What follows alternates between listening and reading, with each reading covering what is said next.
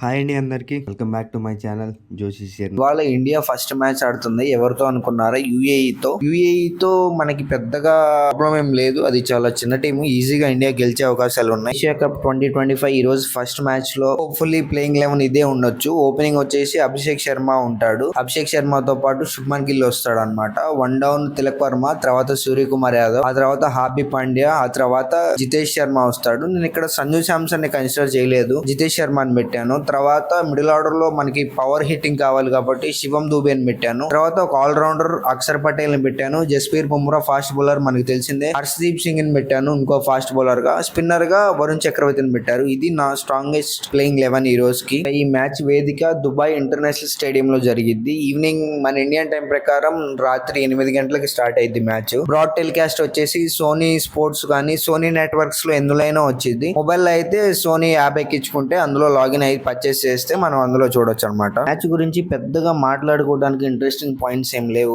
One side match అయిపోయింది. మన India చాలా స్ట్రాంగ్ గా ఈ టోర్నమెంట్ లోకి అడుగు పెడుతుంది కాబట్టి చూద్దాం. మీరేమనుకుంటున్నారు? నేను చెప్పిన టీం కాకుండా ఇంకే వేరే కాంబినేషన్స్ ఉంటే బాగుంటుందా? కుల్దీప్ యాదవ్ గానీ లేకపోతే రింకు సింగ్ గానీ వీళ్ళు ఆడితే బాగుంటుందా? డెఫినెట్లీ కామెంట్ చేయండి. ఇండియా ఏషియా కప్ గెలుస్తుందా గెలవదా కూడా కామెంట్ చేయండి. నేనైతే 100% బల్లగుద్ది చెప్తున్నాను, ఇండియా ఏషియా గెలుస్తుంది. ఈ సంవత్సరం మనల్ని కొట్టేవాళ్ళు లేరు. మన అలాంటి టీం ఉందన్నమాట. టీం చాలా బాగా సెట్ అయింది ఈ సంవత్సరం. చిన్న సబ్స్క్రైబ్ చేసుకుని టచ్ లో ఉండండి, నాతో చెప్తాను ఇలాంటి ముచ్చట్లు బోల్డ్ అని.